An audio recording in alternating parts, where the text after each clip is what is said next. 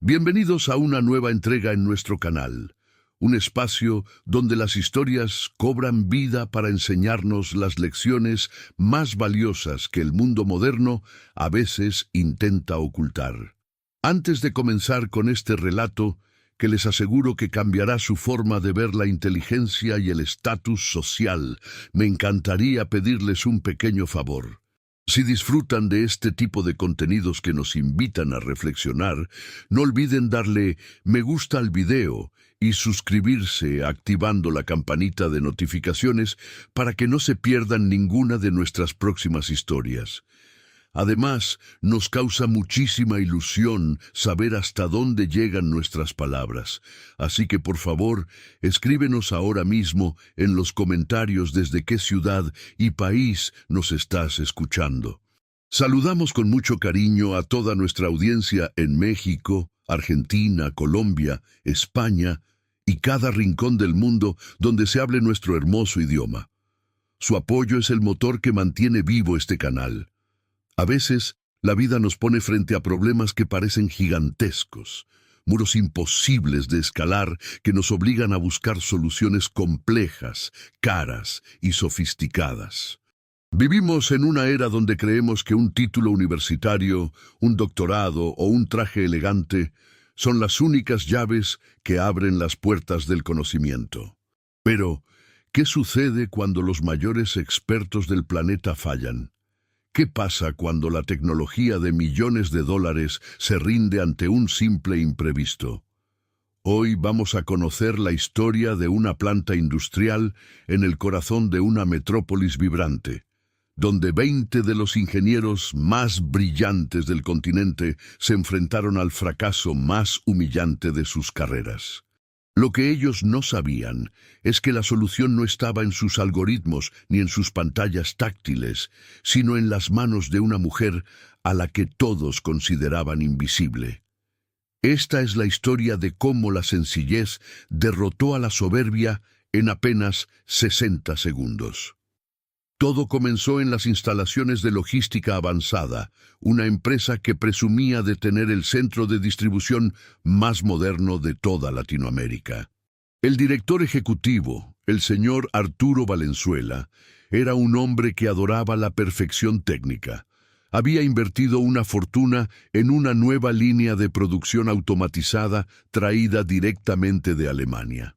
Eran kilómetros de bandas transportadoras, brazos robóticos de última generación y un software de inteligencia artificial que, según los vendedores, podía predecir fallos antes de que ocurrieran. Arturo caminaba por los pasillos de su empresa con el orgullo de quien se siente dueño del futuro. Para él, su equipo de 20 ingenieros senior eran semidioses. Hombres y mujeres que solo hablaban en códigos, que desayunaban datos estadísticos y que miraban con cierta condescendencia a cualquiera que no tuviera un posgrado en sus manos. Entre esos cualquiera se encontraba doña Elena. Elena era la encargada de la limpieza de las naves principales desde hacía más de 20 años. Era una mujer de mirada serena, manos marcadas por el trabajo honrado y un silencio que muchos confundían con ignorancia. Elena conocía la fábrica mejor que nadie.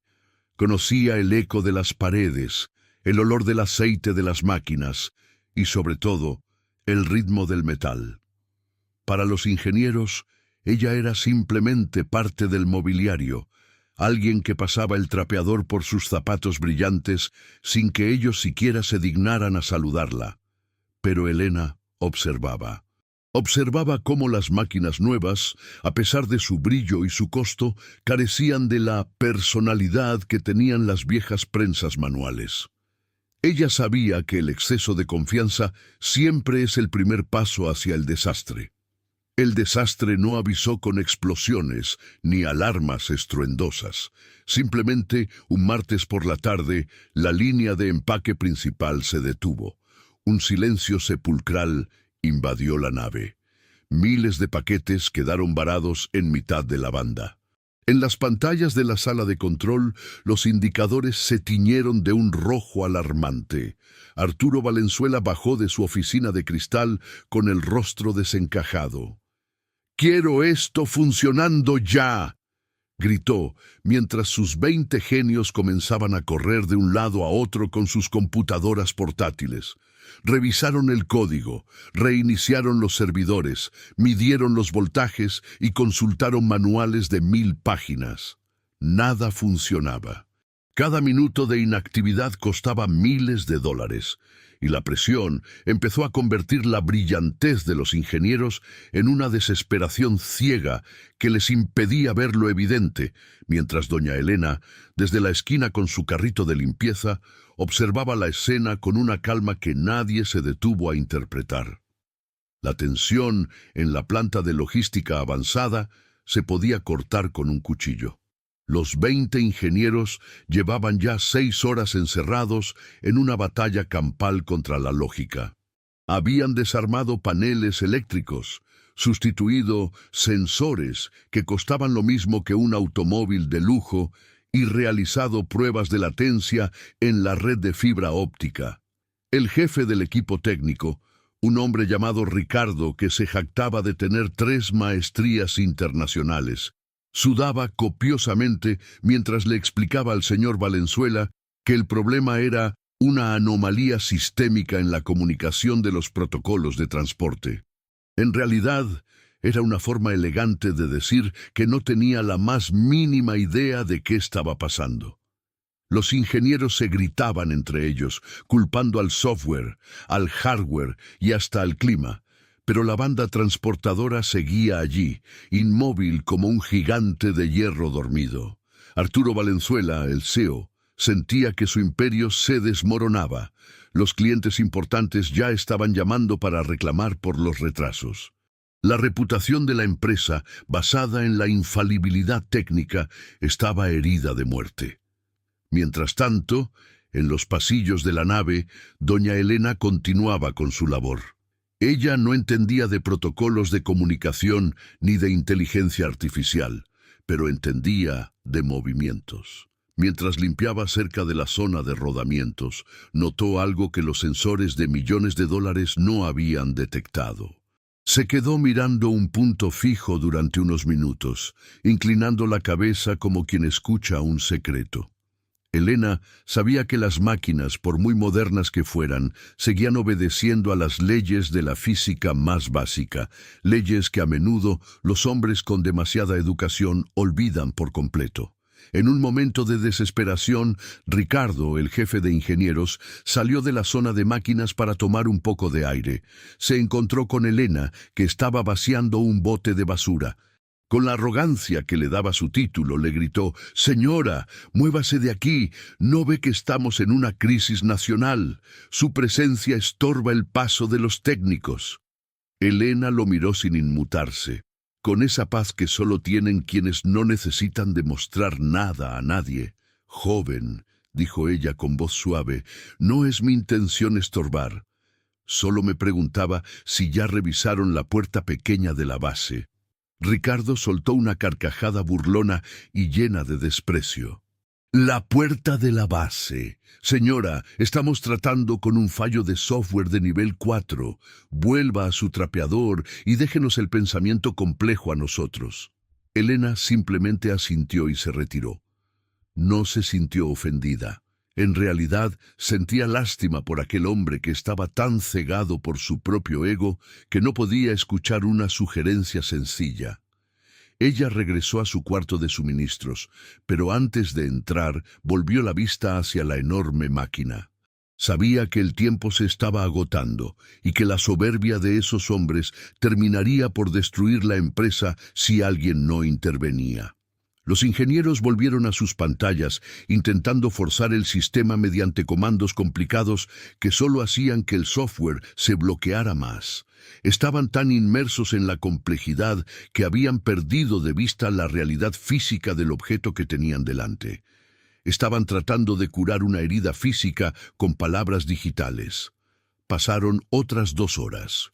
Arturo Valenzuela ya no gritaba. Estaba sentado en un escalón de metal con la cabeza entre las manos. Había perdido la fe en sus genios. Fue entonces cuando vio a Elena pasar nuevamente. Por alguna razón, las palabras que Ricardo había despreciado llegaron a oídos de Arturo a través del eco de la nave. Algo en su instinto, quizá el recuerdo de sus propios inicios humildes antes de ser un magnate, le hizo levantar la vista. «¿Qué dijo sobre una puerta, doña Elena?», preguntó Arturo con un tono de voz que mezclaba el cansancio con una chispa de curiosidad. Los ingenieros se quedaron en silencio, mirando la escena con incredulidad. No podían creer que su jefe estuviera perdiendo el tiempo hablando con la mujer de la limpieza en medio del colapso más grande de la historia de la compañía. Pero Elena, con la sencillez de quien sabe la verdad, dejó su carrito y caminó hacia el corazón del gigante de acero. El silencio que se produjo en la nave industrial fue casi irreal. Arturo Valenzuela se puso de pie, sacudiendo el polvo de su traje italiano, mientras sus 20 ingenieros estrella intercambiaban miradas de absoluta burla. Ricardo, el jefe del equipo, dio un paso al frente con una sonrisa condescendiente que bordeaba el insulto.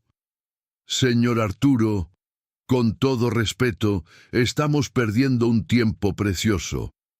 Hemos analizado la arquitectura del sistema con escáneres térmicos y diagnósticos de frecuencia. Escuchar teorías de pasillo de alguien que no sabe distinguir un cable de red de una manguera de jardín es... bueno, es absurdo». Pero Arturo no lo escuchó. Había algo en la postura de doña Elena, una dignidad silenciosa y una seguridad que no emanaba de un diploma sino de décadas de observación, que le obligaba a prestar atención. «Dígame, Elena», repitió Arturo, ignorando el murmullo de sus expertos, «¿qué es lo que vio?». Elena no se dejó intimidar por las miradas de odio que recibía de los hombres de bata blanca y tabletas de última generación. Caminó con paso firme, pero pausado, hacia la sección central de la banda transportadora, un área que los ingenieros habían declarado zona libre de errores tras 3 inspecciones digitales. Se detuvo frente a una pequeña compuerta de acceso metálica, una que servía para el mantenimiento manual y que, según los planos digitales, no tenía ninguna conexión con el fallo del software.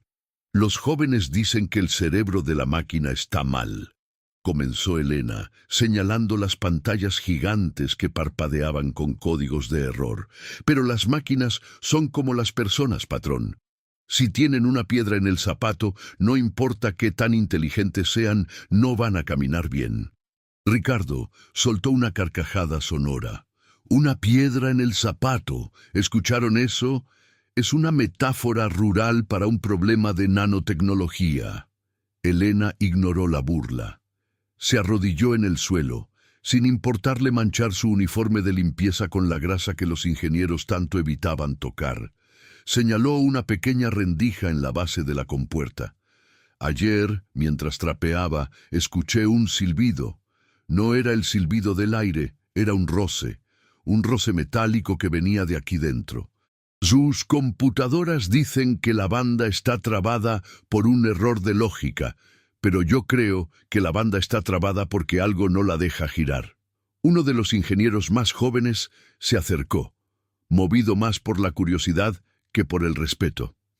«Señora, los sensores de presión indicarían si hubiera una obstrucción mecánica. El panel dice que la presión es nominal». Elena lo miró con compasión. «El panel dice lo que el cable le cuenta, joven. Pero a veces el cable también se equivoca si lo que busca es demasiado pequeño para sus ojos de cristal». Arturo, sintiendo un impulso de desesperación mezclado con una extraña esperanza, ordenó: «Abran esa compuerta ahora mismo». Los ingenieros protestaron al unísono. Abrir esa sección manualmente implicaba detener los diagnósticos de red que tanto les habían costado configurar. «Es una pérdida de tiempo técnica», sentenció Ricardo, cruzando los brazos. «Si abrimos eso y no hay nada, Habremos perdido otros 30 minutos de procesamiento de datos. Arturo lo miró con una frialdad que hizo que el ingeniero retrocediera. Llevamos 8 horas procesando datos y no tenemos nada más que pantallas rojas. Abran la maldita puerta. A regañadientes, 2 técnicos buscaron las herramientas manuales, herramientas que casi no usaban porque confiaban plenamente en los comandos remotos. El chirrido del metal al abrirse después de tanto tiempo fue agudo y áspero. Los ingenieros se agolparon alrededor, esperando confirmar su teoría de que allí no habría nada más que polvo. Elena se mantuvo a un lado, con las manos entrelazadas, observando con la paciencia de quien ya conoce el final de la película. Cuando la compuerta cedió y cayó pesadamente sobre el cemento, una nube de aire caliente escapó del interior. Ricardo iluminó el compartimento con la linterna de su teléfono, esperando ver los engranajes limpios y perfectos que el software reportaba. Pero lo que vio hizo que su mandíbula cayera y que el color desapareciera de su rostro en un instante. Allí, encajado de forma inverosímil entre 2 rodillos de precisión, se encontraba un objeto pequeño, aplastado y deformado por la presión, pero lo suficientemente sólido como para bloquear el mecanismo de giro. Era una simple moneda de 1 peso. Un objeto tan insignificante, tan cotidiano y tan carente de tecnología, que había logrado poner de rodillas a una inversión de $50 millones. La moneda se había deslizado por una ranura imperceptible durante el turno de la mañana, probablemente caída del bolsillo de algún operario, y el movimiento vibratorio la había llevado justo al punto ciego de los sensores infrarrojos. El software detectaba que la banda no se movía, pero como no encontraba un fallo en el código, entraba en un bucle infinito de reinicios que bloqueaba todo el sistema. Los 20 ingenieros se quedaron en un silencio sepulcral, mirando la pequeña pieza de metal que había burlado toda su sofisticación. La arrogancia que llenaba la sala apenas unos minutos antes se evaporó, dejando solo una profunda y pesada sensación de humillación. Arturo Valenzuela tomó la moneda entre sus dedos, mirándola como si fuera un artefacto de otro planeta, mientras doña Elena, sin decir una sola palabra, regresaba silenciosamente a su carrito de limpieza para continuar con su jornada. La imagen de Arturo Valenzuela, sosteniendo aquella moneda deformada, quedó grabada en la memoria de todos los presentes como un monumento a la fragilidad de la soberbia humana. Los 20 ingenieros, que hasta hacía un momento se sentían los arquitectos del nuevo mundo, bajaron la mirada, incapaces de sostenerle el rostro a su jefe o a la humilde mujer que acababa de darles la lección más importante de sus vidas. Ricardo, el jefe de equipo, intentó balbucear una explicación técnica, un último intento por salvar los restos de su ego herido. «Señor, esto es una probabilidad de 1 en 1 millón. Los protocolos de seguridad física fallaron, no nuestro software. Es un error de infraestructura externa». Pero Arturo levantó una mano, pidiendo silencio. No quería escuchar más palabras técnicas. No quería más excusas envueltas en terminología compleja. La realidad era cruda. Habían despreciado la observación directa por confiar ciegamente en modelos abstractos. «Retiren la moneda», ordenó Arturo con una voz que sonaba más cansada que molesta. Los técnicos se apresuraron a cumplir la orden, usando pinzas y palancas para liberar el mecanismo. En cuanto el objeto fue removido, el sistema emitió un pitido suave, casi alegre. Las luces rojas de los paneles de control cambiaron instantáneamente a un verde vibrante. Las bandas transportadoras, que habían estado muertas durante 8 agónicas horas, comenzaron a vibrar sutilmente hasta recuperar su movimiento fluido y rítmico. El sonido de la maquinaria funcionando de nuevo era la música más dulce que Arturo había escuchado en años, pero también era el recordatorio constante de su propio error de juicio al subestimar el factor humano y la sabiduría que otorga la experiencia práctica frente a la teoría pura. Mientras la producción se reanudaba a toda marcha, Arturo buscó con la mirada a doña Elena. La encontró unos metros más allá, ya sumergida de nuevo en su rutina, pasando el trapeador con la misma dedicación con la que lo hacía cada noche. Para ella, lo que acababa de suceder no era una hazaña heroica ni un motivo para presumir. Era simplemente parte de su conexión con el entorno que cuidaba. Arturo se acercó a ella, consciente de que los ingenieros lo observaban desde la distancia, con una mezcla de envidia y vergüenza. «Elena», dijo él deteniéndose frente a ella, «usted acaba de salvar este contrato y, más importante aún, me ha salvado a mí de seguir cometiendo un error imperdonable». Elena se detuvo, apoyándose en el palo de su trapeador, y le dedicó una sonrisa llena de una bondad genuina. «No es nada, patrón. A veces las cosas más grandes se rompen por las cosas más chicas. Solo hay que saber dónde mirar». Arturo sintió un nudo en la garganta. Miró a sus ingenieros, que seguían amontonados cerca de las consolas, tratando de parecer ocupados para evitar el contacto visual. «Quiero que todos se reúnan en la sala de juntas en 10 minutos», anunció Arturo con firmeza. «Y doña Elena, usted viene con nosotros. Es hora de que cambiemos la forma en que se toman las decisiones en esta empresa». La sorpresa fue generalizada. Nunca en la historia de logística avanzada, una empleada del sector de limpieza había pisado la lujosa sala de juntas del último piso. Ricardo intentó protestar de nuevo. «Señor, con todo respeto, la señora no tiene formación técnica para participar en las juntas de estrategia operacional». Arturo se giró bruscamente. «Ustedes tienen toda la formación técnica del mundo y no pudieron ver una moneda que estaba frente a sus narices. Ella tiene algo que ustedes han perdido: sentido común y respeto por la materia que manipulan». Ahora a la sala.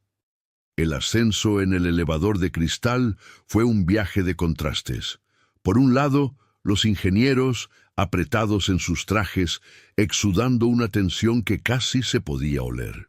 Por el otro, Elena, con su uniforme impecable pero sencillo, mirando por el ventanal hacia las luces de la ciudad con la curiosidad de quien visita un mundo nuevo.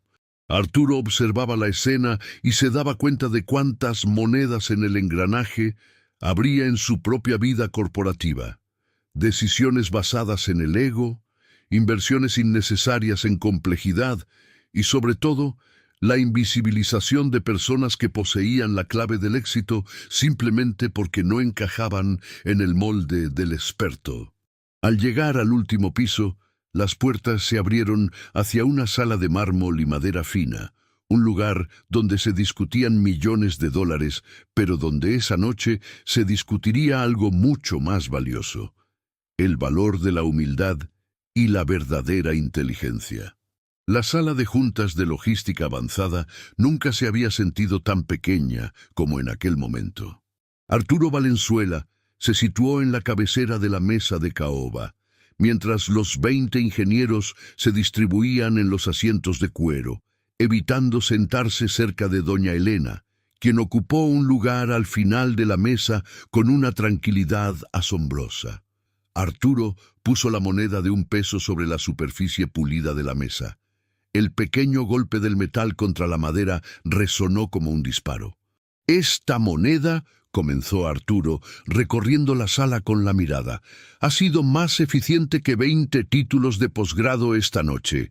Mientras ustedes se perdían en simulaciones digitales y códigos de error, esta mujer usó sus oídos y su sentido común. Ella escuchó a la máquina. Ustedes solo escucharon a sus computadoras». Ricardo, incapaz de mantenerse callado ante tal humillación, intentó un último contraataque. «Señor Arturo, apreciamos la intervención accidental de la señora, pero no podemos basar la ingeniería de precisión en corazonadas. Fue un golpe de suerte. La tecnología sigue siendo el pilar de esta empresa». Arturo golpeó la mesa, no con rabia, sino con una contundencia que silenció cualquier réplica. «No fue suerte, Ricardo. Fue observación. Elena sabía que algo andaba mal porque conoce el sonido de la normalidad. Ustedes están tan acostumbrados a mirar pantallas que han olvidado cómo se siente el mundo real. Han construido una torre de cristal tan alta que ya no pueden ver el suelo sobre el que están parados. Y eso, señores, es el fallo de diseño más grande que existe. Arturo se giró hacia Elena. Elena, a partir de mañana usted deja de formar parte del equipo de limpieza externa. Quiero crear un nuevo cargo para usted. Consultora de operaciones de campo. Su trabajo será caminar por la planta, observar y enseñarle a estos señores qué significa realmente trabajar con máquinas. Y su sueldo será el de un ingeniero senior, porque su conocimiento vale exactamente eso, o incluso más. Un murmullo de indignación recorrió a los ingenieros, pero Arturo los acalló con una mirada. Elena, por su parte, pareció procesar la noticia con la misma calma de siempre. Señor Arturo, yo agradezco su generosidad, pero yo no sé de esas cosas de oficina. Yo solo sé limpiar y cuidar lo que es nuestro. Arturo sonrió, por primera vez de forma relajada en toda la noche. Precisamente por eso la necesito. Porque usted sabe cuidar lo que es nuestro, mientras ellos solo saben medirlo. La reunión continuó durante un par de horas más, pero el tono había cambiado por completo. Arturo obligó a cada ingeniero a explicar qué habían aprendido de la crisis de la moneda. Fue un ejercicio de humildad forzada que, aunque doloroso, empezó a romper las barreras de arrogancia que asfixiaban a la empresa. Se dieron cuenta de que habían ignorado alertas físicas básicas porque el software no las reportaba. Comprendieron que la tecnología es una herramienta, no un sustituto del juicio humano. Elena, por su parte, intervenía de vez en cuando, siempre con frases cortas y certeras que desmontaban planes de acción innecesariamente complicados. Si quieren que la banda no se vuelva a trabar, sugirió en un momento, no pongan más sensores caros. Simplemente pongan un cepillo de cerdas duras en la base para que barra cualquier cosa que caiga antes de que llegue a los rodillos. El silencio que siguió fue la prueba de que su idea, que costaría menos de $10, era infinitamente superior a la solución de $5,000 que los ingenieros estaban planeando. Al terminar la sesión, el sol comenzaba a asomar por el horizonte, tiñendo el cielo de la ciudad de un color púrpura y dorado. Los ingenieros salieron de la sala con los hombros un poco menos erguidos, pero con una chispa de realismo en sus ojos que antes no tenían. Arturo se quedó a solas con Elena por un momento. «Mañana será un día diferente, Elena», dijo él, mirando hacia la ciudad que despertaba. «Espero que sí, patrón», respondió ella, recogiendo su vieja bolsa. «A veces hace falta un poco de oscuridad para que aprendamos a valorar la luz más pequeña». Con ese pensamiento cerrando la noche más larga de sus vidas, ambos sabían que la empresa nunca volvería a ser la misma. Pero lo que Arturo aún no sospechaba era que este incidente era solo la punta del iceberg de una transformación mucho más profunda que estaba por venir, una que pondría a prueba no solo su capacidad operativa, sino su propia integridad como líder. La noticia del ascenso de doña Elena corrió como pólvora por los pasillos de logística avanzada, transformando el ambiente de la empresa en un hervidero de murmullos y tensiones ocultas. Lo que para Arturo Valenzuela era un acto de justicia y una decisión estratégica brillante, para el cuerpo de ingenieros senior era una declaración de guerra.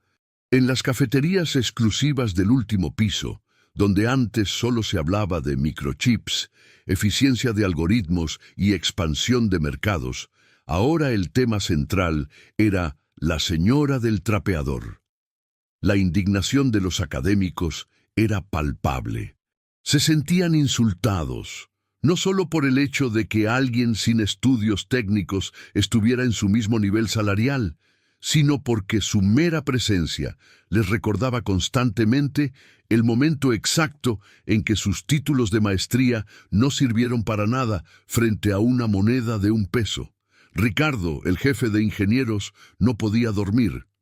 Cada vez que cerraba los ojos, veía la imagen de la moneda deformada y escuchaba la risa contenida de los operarios de la planta.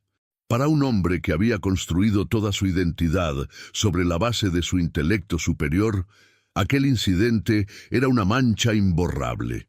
«Es un insulto a la profesión», decía Ricardo a sus colegas más cercanos en reuniones clandestinas tras el cierre de la jornada. Si permitimos que Arturo institucionalice la intuición sobre la ciencia, nuestro valor en el mercado caerá a cero. Hoy es una moneda. Mañana será cualquier otra tontería y terminaremos siendo dirigidos por personas que no saben resolver una ecuación de 2º grado.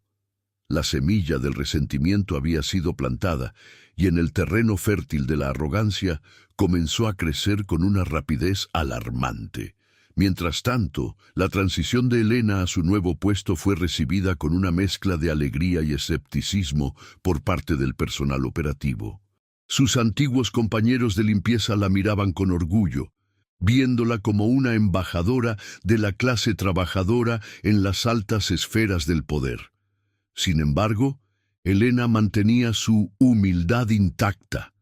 El primer día en su nueva oficina, un espacio pequeño pero digno cerca del área de control, ella llegó a la misma hora de siempre, con su uniforme impecable, aunque ya no cargaba el carrito de limpieza.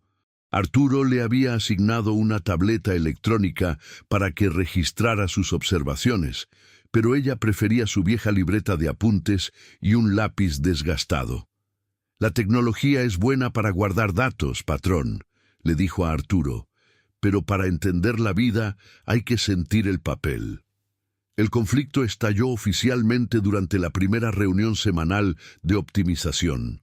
Elena estaba sentada a la mesa, escuchando cómo los ingenieros presentaban un proyecto millonario para instalar cámaras infrarrojas en cada centímetro de las bandas transportadoras, con el fin de evitar otra obstrucción mecánica.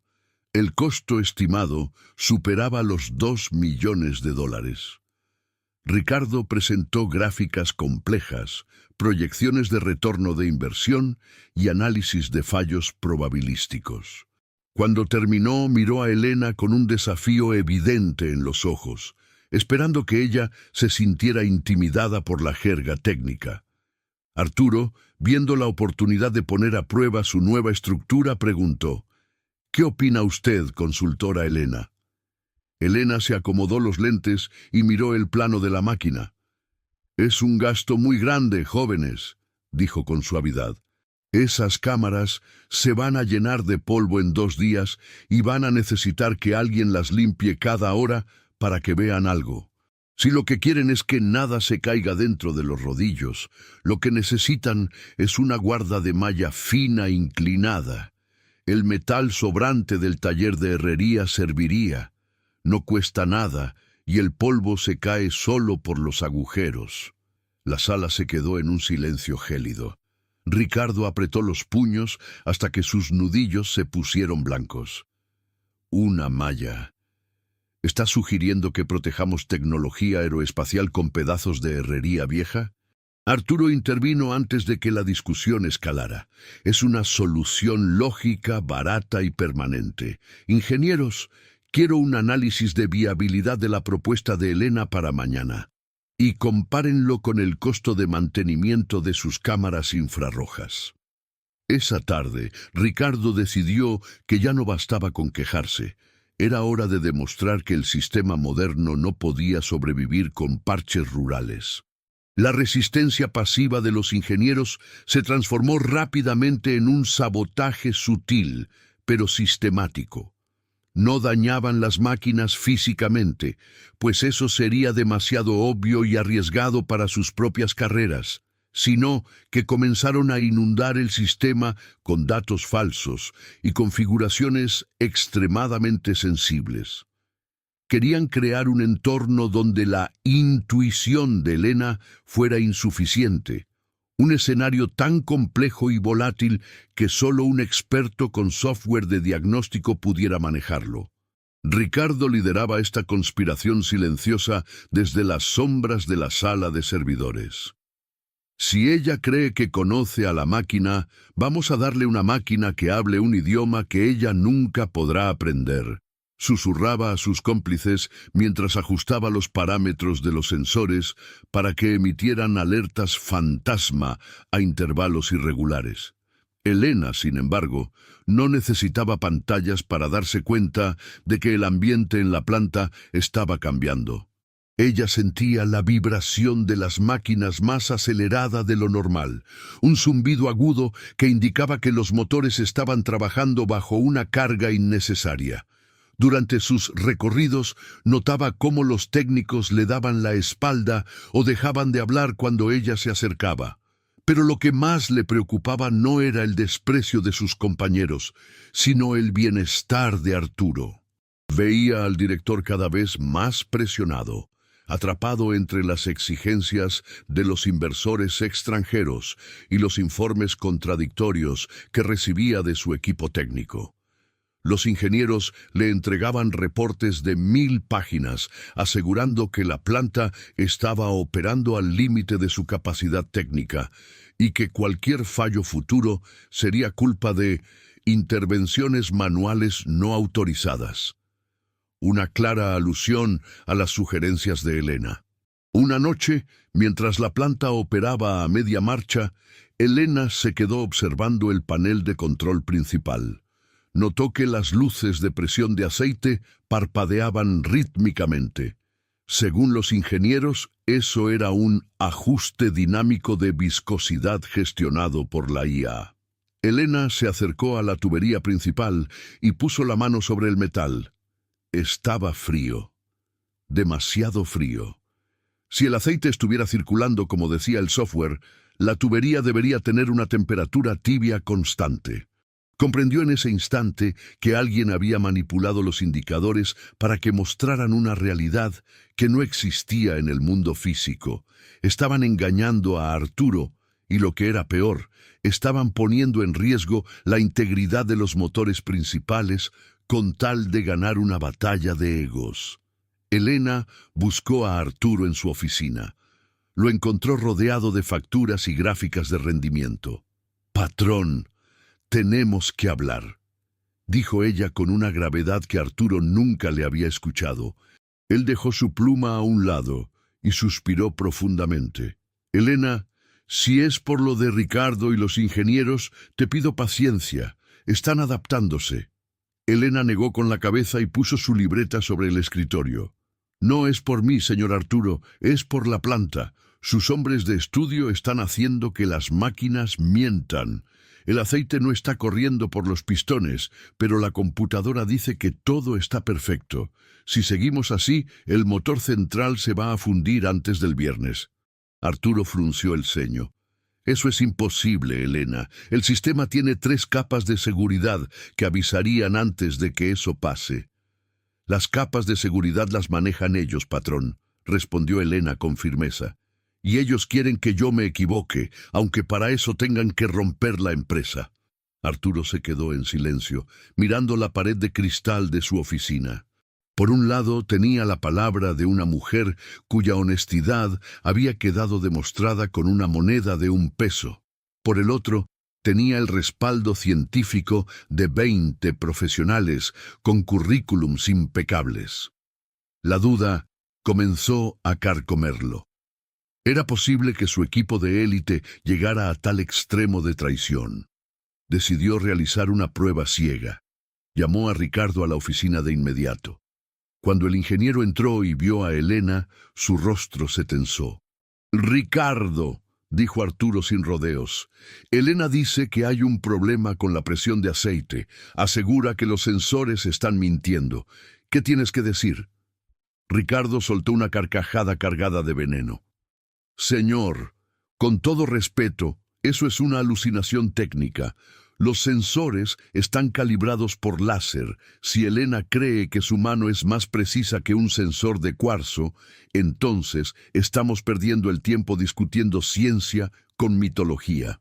Arturo Valenzuela observó el duelo de miradas entre el ingeniero jefe y la mujer que hasta hacía poco limpiaba sus suelos.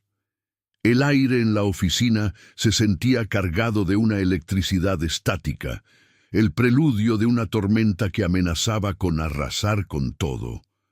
Ricardo, con los brazos cruzados y una sonrisa de superioridad técnica, aguardaba que el CEO desestimara las fantasías de Elena.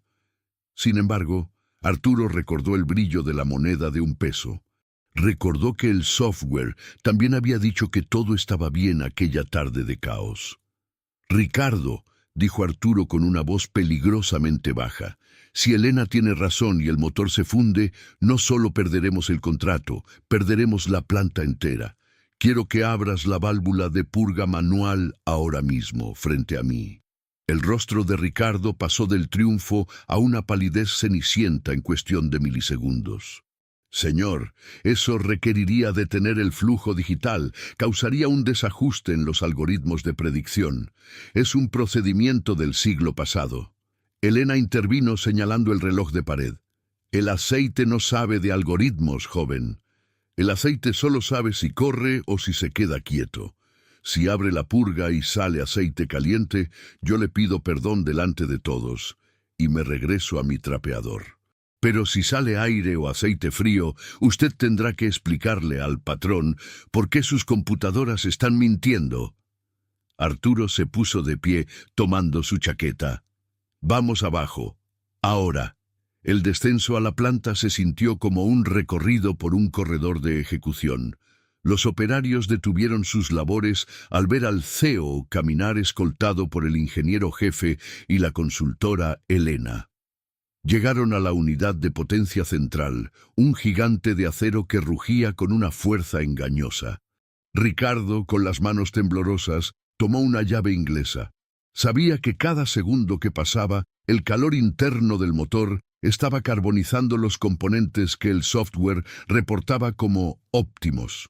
Bajo la mirada inquisidora de Arturo y la serenidad imperturbable de Elena, Ricardo giró la válvula de purga manual. Un silbido agudo de aire a presión escapó primero, seguido de un chorro ralo de aceite negro, espeso y, sobre todo, frío como el hielo. No había rastro del calor que debería generar un motor en pleno funcionamiento. Arturo no necesitó ser ingeniero para entender lo que eso significaba. El sistema de lubricación estaba bloqueado físicamente, pero alguien había puenteado los sensores para que la sala de control recibiera señales de una circulación normal. El motor estaba trabajando en seco, devorándose a sí mismo por dentro en una danza suicida de fricción metálica. Arturo miró a Ricardo con una furia que hizo que el ingeniero diera un paso atrás. «Explicaciones. Ahora», exigió el CEO. Ricardo balbuceó, tratando de culpar a un error de calibración externa, a un fallo en el servidor central, a cualquier cosa que no fuera su propia mano. Pero Elena se acercó al panel de conexiones y señaló un pequeño cable puenteado con cinta aislante, una modificación manual tosca que contrastaba con la elegancia del resto del equipo. «Esto no lo hizo una computadora, patrón», dijo ella con tristeza. «Esto lo hizo alguien que sabe mucho de cables, pero muy poco de respeto». Arturo comprendió la magnitud de la traición. Sus ingenieros, sus genios, habían estado dispuestos a destruir una inversión millonaria solo para demostrar que una mujer humilde no tenía lugar en su mundo. La fase 2 del conflicto había llegado a su punto de no retorno. La conspiración del silencio había sido rota, y las consecuencias serían devastadoras para la jerarquía de logística avanzada. La furia de Arturo Valenzuela se transformó en un frío glacial que recorrió toda la planta de producción. No gritó, no hizo escenas frente a los operarios, pero su silencio era mucho más aterrador que cualquier estallido de ira. Ordenó la detención inmediata de toda la línea de producción. Apaguen todo, sentenció. Nadie sale de este edificio hasta que yo lo autorice. Los ingenieros, que observaban desde la sala de control superior, sintieron cómo el pánico empezaba a sustituir a la arrogancia. Vieron a través de los ventanales cómo su líder, Ricardo, permanecía cabizbajo frente al motor, mientras doña Elena recolectaba una muestra del aceite frío como evidencia física de la negligencia. Arturo regresó a la sala de juntas, pero esta vez no había presentaciones de PowerPoint ni gráficas de rendimiento.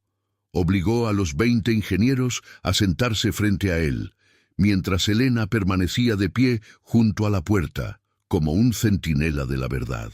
«He confiado en ustedes más que en mi propio instinto», comenzó Arturo, su voz resonando en el mármol de la sala.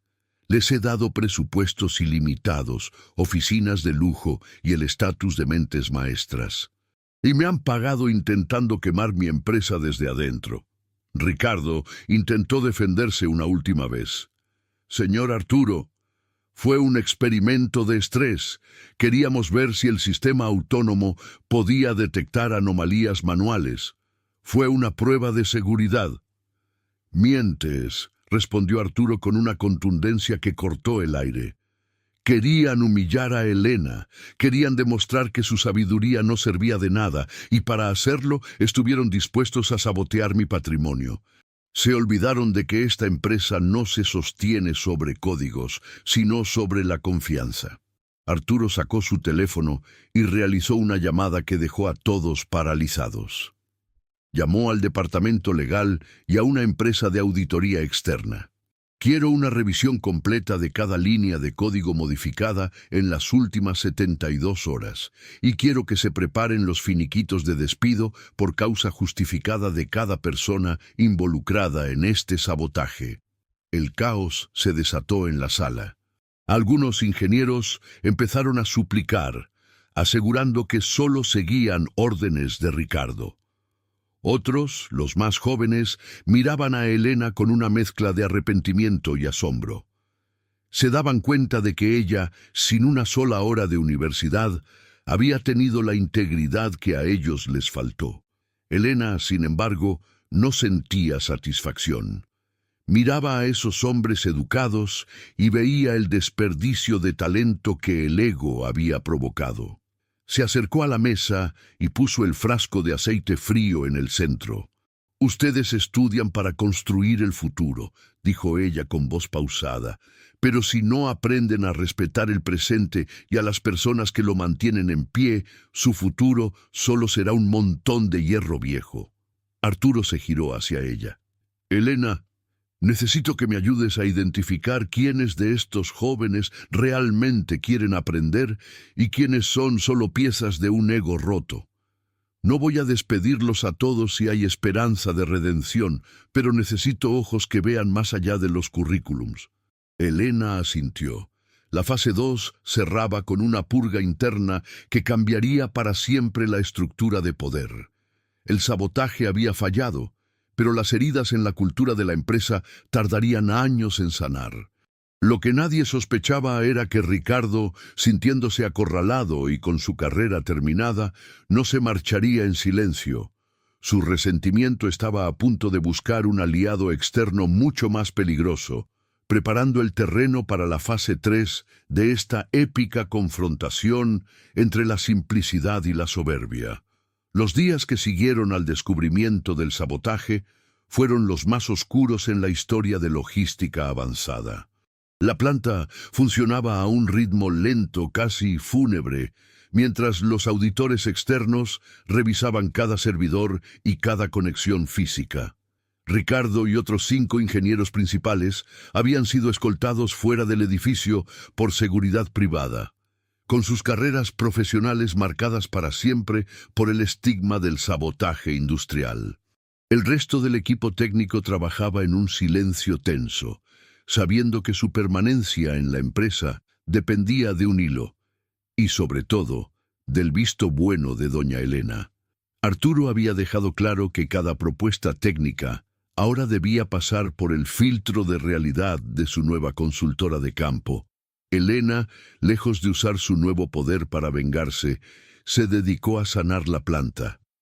Pasaba horas con los ingenieros jóvenes, aquellos que aún conservaban la capacidad de asombro. Les pedía que le explicaran cómo funcionaba el código, mientras ella les enseñaba a escuchar el latido de los motores. «Miren esta gráfica», decía un joven ingeniero llamado Diego, mostrando una curva de eficiencia. «Aquí es donde el software ajusta la velocidad». Elena asentía y luego lo llevaba hasta la máquina. «Toca aquí, Diego.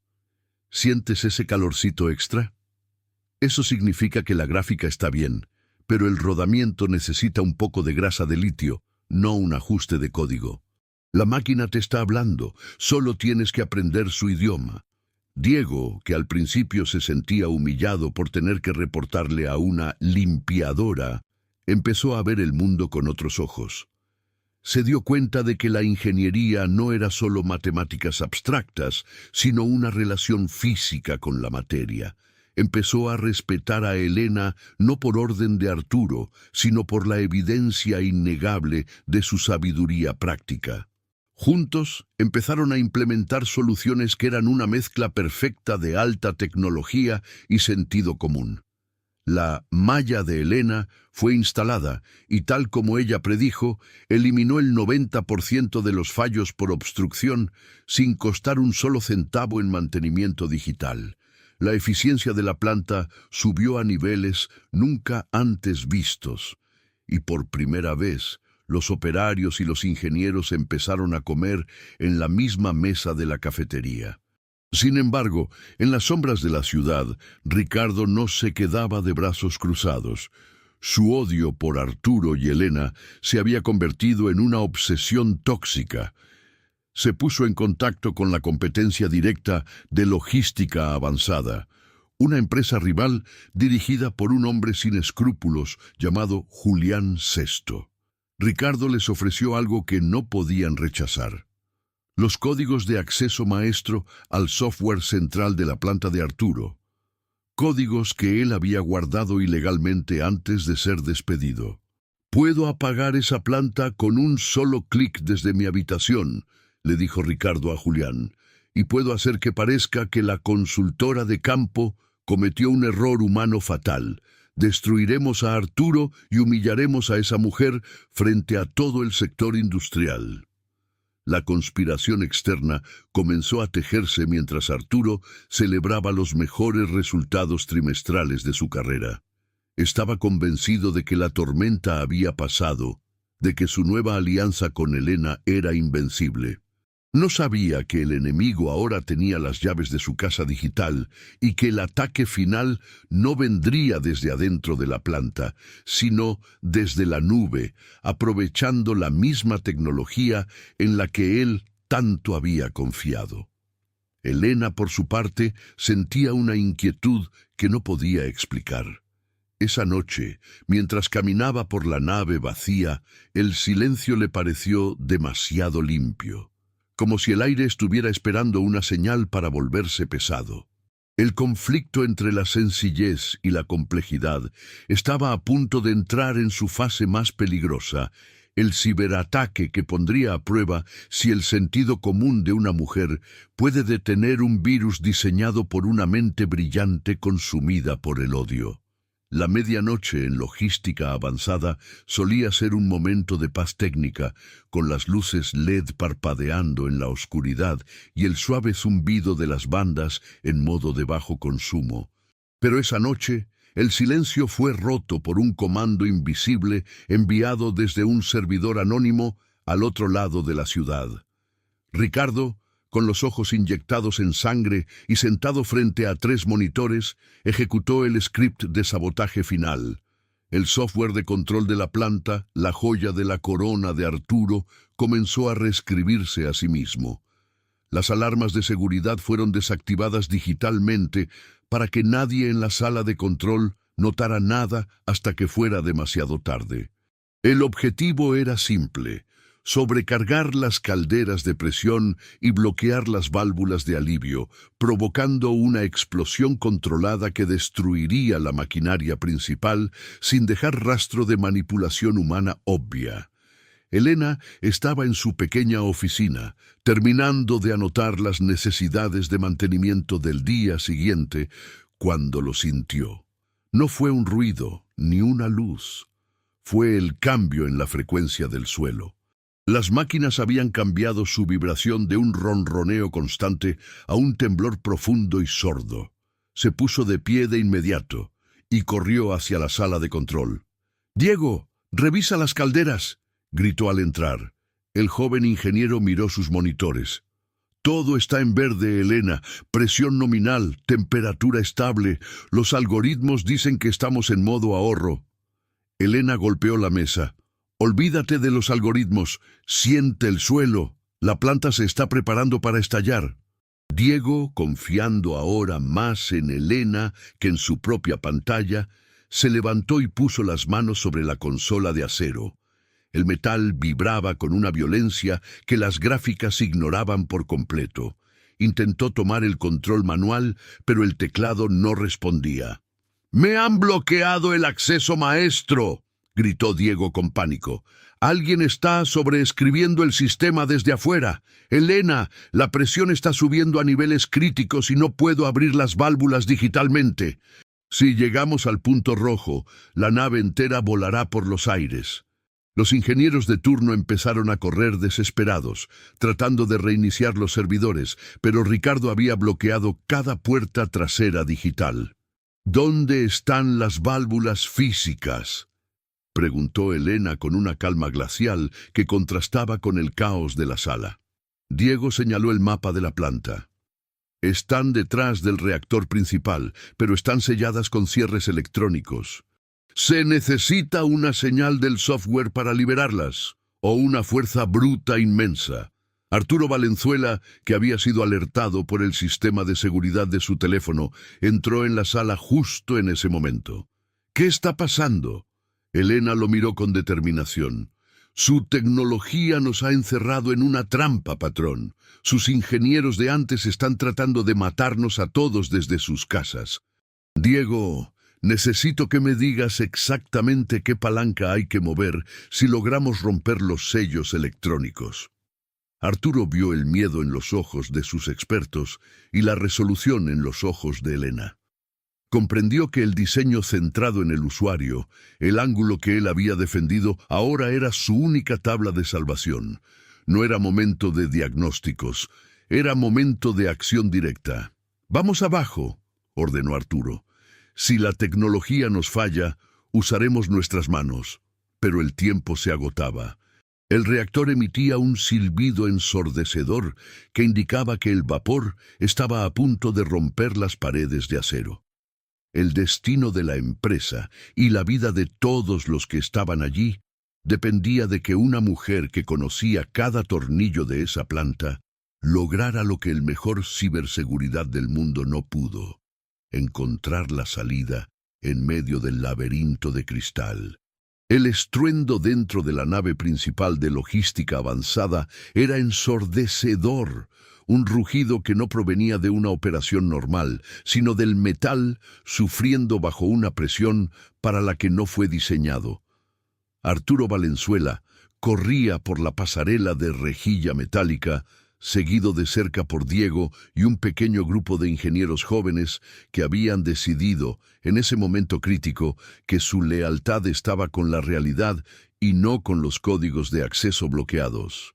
Pero a la cabeza de todos, marcando un paso firme que ignoraba el miedo, iba doña Elena. Ella no necesitaba mirar los manómetros digitales que ahora parpadeaban en negro. Ella sentía el calor irradiando de las tuberías y el olor a ozono y metal sobrecalentado que inundaba el aire. «¡Por aquí!», gritó Elena, desviándose hacia una sección de la planta que los ingenieros rara vez visitaban, el sótano de presiones mecánicas. Mientras tanto, en su guarida tecnológica, Ricardo observaba con una sonrisa sádica cómo las barras de progreso en sus monitores llegaban al 95%. «Un minuto más», murmuró para sí mismo, con los ojos reflejando el brillo azul de las pantallas. «Un minuto más y Arturo entenderá que no se puede jugar a la ingeniería con empleadas domésticas». Julián Sesto, El rival corporativo que observaba desde las sombras asintió con una frialdad absoluta. Para ellos, la destrucción de la planta era un movimiento de ajedrez necesario para eliminar a un competidor molesto. No pensaban en las vidas que estaban en riesgo, ni en las familias que dependían de ese sustento. Solo pensaban en la victoria de su arrogancia técnica sobre el experimento social de Arturo. Abajo, en las entrañas de la fábrica, el grupo llegó frente al sello electrónico del reactor principal. Era una mole de acero reforzado con un teclado numérico que ahora emitía una luz roja constante. «Está bloqueado por el firewall externo», gritó Diego, intentando inútilmente teclear un código de emergencia. «No hay forma de abrirlo desde afuera si el servidor central no da la orden. La presión va a reventar las juntas en menos de 60 segundos». Los ingenieros retrocedieron, el pánico pintado en sus rostros. Estaban acostumbrados a resolver problemas con clics y comandos, pero frente a una puerta de acero bloqueada digitalmente, se sentían tan impotentes como niños perdidos en una tormenta. Elena se acercó a la puerta. No miró el teclado, ni buscó un puerto de conexión para una laptop. Miró las bisagras y el sistema de ventilación lateral. «Diego», dijo con una calma que cortaba el caos. «¿Qué pasa si cortamos el flujo de aire frío que entra por aquí?» Diego la miró confundido. «Si cortamos el aire, la temperatura subirá aún más rápido, Elena.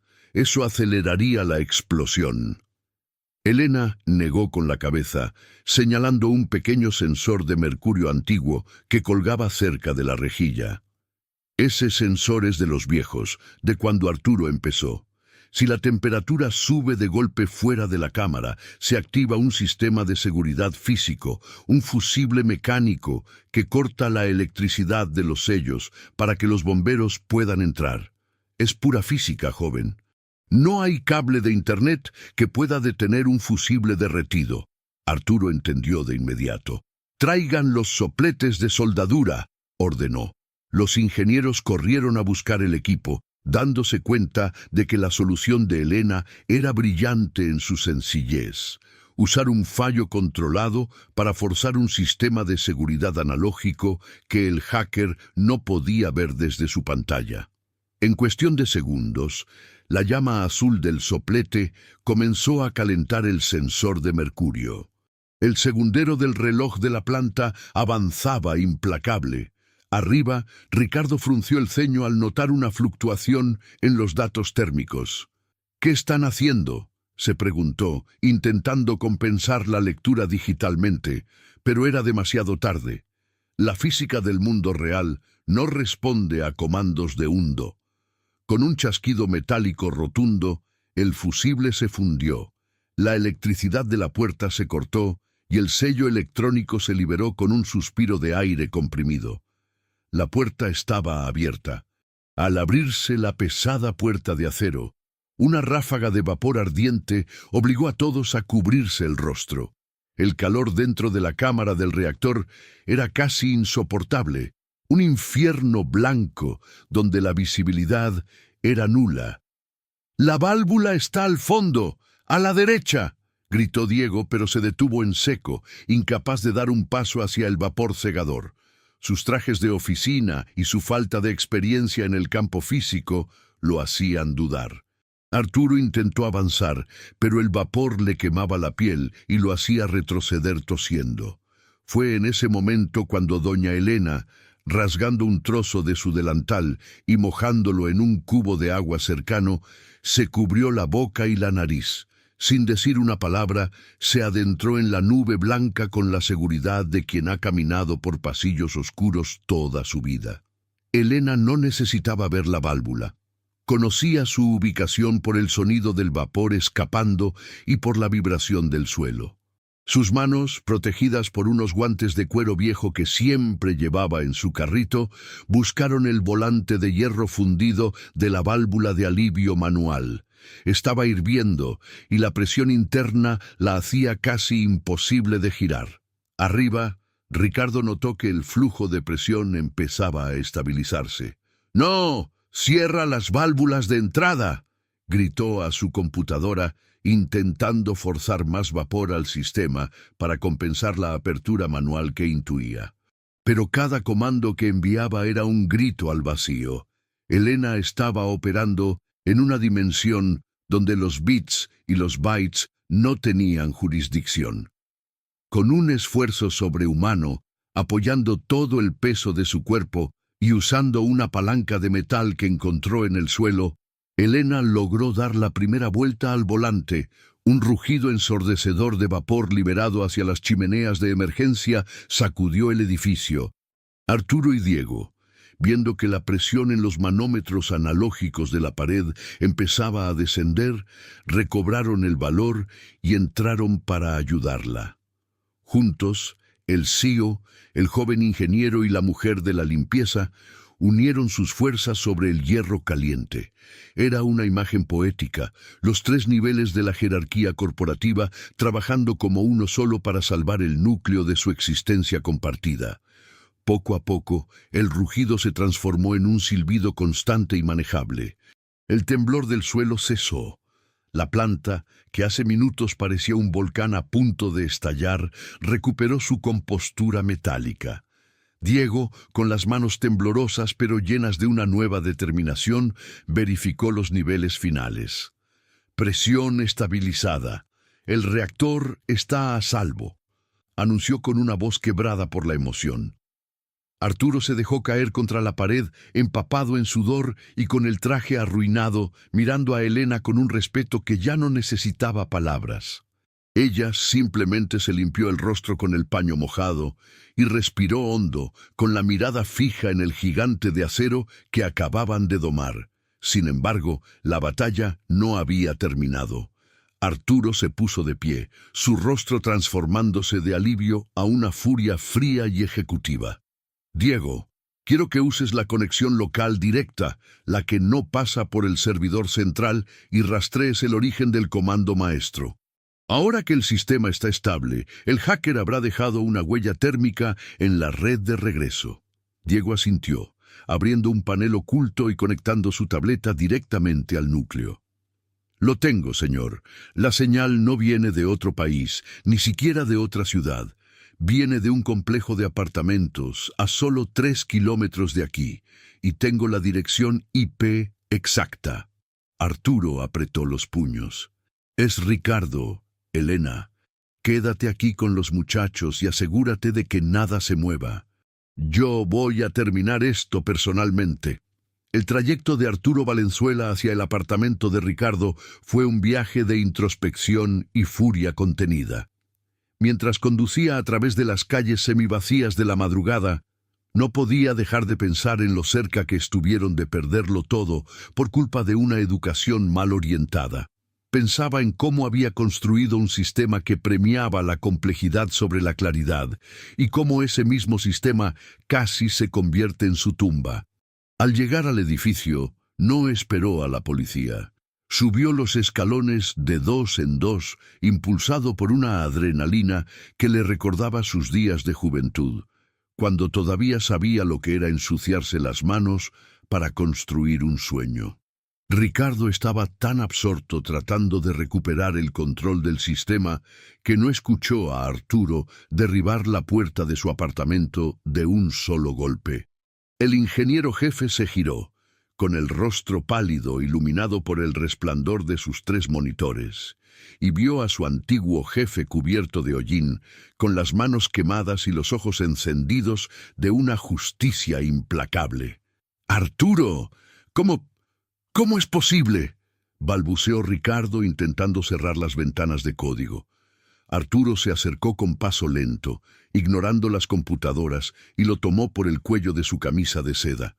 «La tecnología falló, Ricardo, pero la gente que tú desprecias no lo hizo. Elena salvó la planta mientras tú jugabas a ser Dios desde este agujero. Ella no sabe nada. Fue un golpe de suerte físico», gritó Ricardo, todavía intentando aferrarse a su superioridad intelectual. Arturo lo soltó con desprecio, tirándolo contra su silla de lujo. Ella sabe más de la vida en un minuto de lo que tú aprenderás en 100 doctorados. Sabía cómo funcionaba un fusible mecánico porque ella presta atención al mundo, no solo a los datos. Tú, en cambio, estás tan ciego que ni siquiera viste venir tu propia destrucción.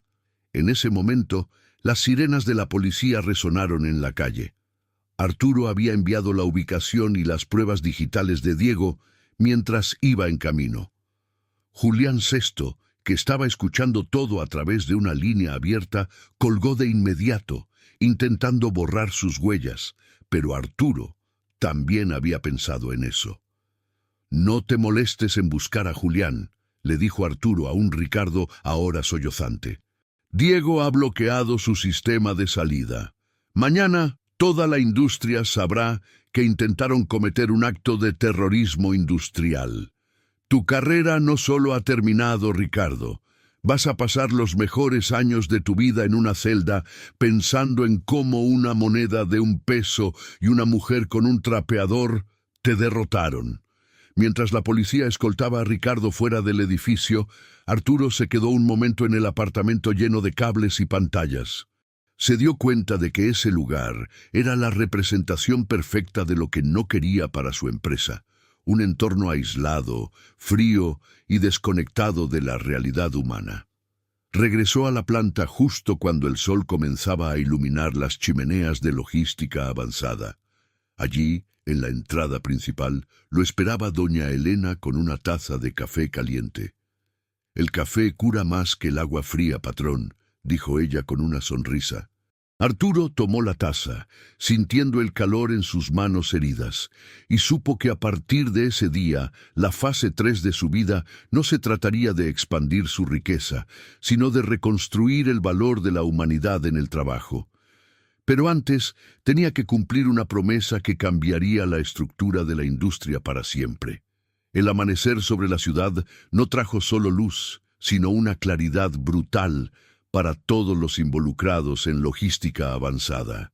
Mientras las patrullas se llevaban a Ricardo y los peritos informáticos comenzaban a sellar su apartamento lleno de evidencia incriminatoria, Arturo Valenzuela regresaba a la planta.